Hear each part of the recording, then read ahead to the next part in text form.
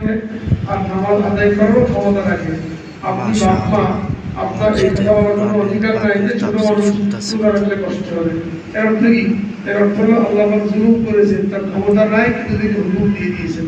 আল্লাহ পাককে জালেম বানানো হয়ে গেল। হ্যাঁ, এজন্য এই খায় দরকার নাই, এই মহব্বতের দরকার নাই সন্তানের প্রতি। বালেগ হওয়া মানেই সে এগুলো পালন করার ক্ষমতা রাখে। তো বাপ মার কোনো অধিকার নাই নামাজ থেকে বিরত রাখা, রোজা থেকে বিরত রাখা। অনেক বাপ মা এই কাজগুলো করে, বিশেষ করে লেখাপড়ার চাপ থাকে কিংবা সামনে পরীক্ষা থাকে, তাহলে বাপ মা রোজা রাখতে দেয় না।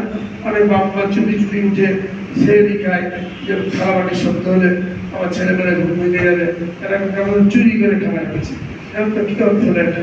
ছেলেমেয়েকে আমরা হুকুম পালন করা থেকে বিরত রাখলাম, মনে হলো কল্যাণ করেছি, কল্যাণ কেমন আছে কিন্তু কল্যাণ না, এগুলোকে জাহান্নামী বানানো হলো। হুকুম ফরজ, হুকুমকে লঙ্ঘন করা, আল্লাহ পাকে নাফরমানি করা, এটা কত মহত্বপূর্ণ।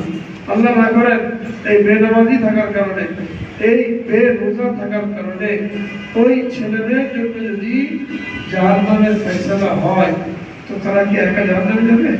এই বাপ মাকে দিয়ে জাহান্নামে যাবে। আমরা তো রাখতে চেয়েছিলাম, তারা রাখতে দেয় নাই, নিষেধ করেছে, চুপি চুপি খেয়ে নিয়েছে, আমাদেরকে উঠায় নেয়। আমাদের কি দোষ?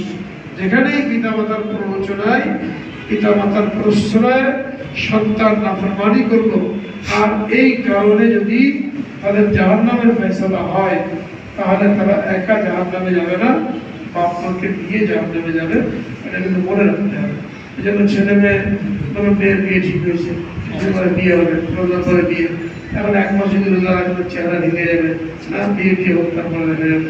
এই কারণেও রোজা থেকে বাধা দেয়। ওর কথা বালেক যখন হয়ে গেল, ছেলে হোক কিংবা মেয়ে হোক, রোজা থেকে বাধা দেওয়ার বাপ মার কোনো অধিকার নাই। রাখতে দিতে হবে, পড়ার চাপ থাক, পরীক্ষার চাপ থাক, যেখানে ছাড় তখন ছাড় দিয়ে দিয়েছে, ছাড় দিয়েছে, মুসাফির অসুস্থ, এর বাইরে আমাকে ছাড় দেওয়া হয় না, সেখানে বাপ মা নিজেরা ছাড় দিয়ে করলো, আল্লাহর উপরে আমদানি হয়ে গেল। এটা কিন্তু মানতেন না। যেহেতু তোমার সেই দাবি কিন্তু তোমাদের যে রমজান মাস পেল সে যেন রোজা রাখে, এটা ফরজ। রোজার জন্য যখন চাঁদ দেখলাম, ওই সময় নিয়ত করলে চলবে যে আমি পুরো মাস রোজা রাখবো। দৈনিক আর নিয়ত না করলেও কোনো অসুবিধা নেই।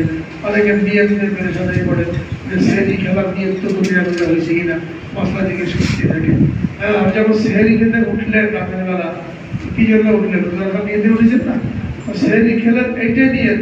এখন নাওয়াইতান আসুমা শাহরি বাদাম মিন শাহরি রমাল তাকাব্বাল মিন্না ইন্নাকা আনতাস সামিউল আলিম, এই আরবি দোয়াদের পেরেশান, এর কোনো দরকারই নেই। যখন আপনি সেহরি খেলে ঘুম থেকে উঠে, তো ওইটাই নিয়ত হয়ে গেছে, আলাদা মুখে নিয়ত করার দরকার নাই।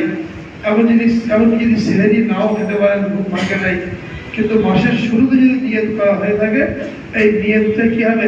পুরো মাসের জন্য কার্যকরী বলে গণ্য হবে। এই জন্য এখানে পেরেশানি কোনো কিছু নাই।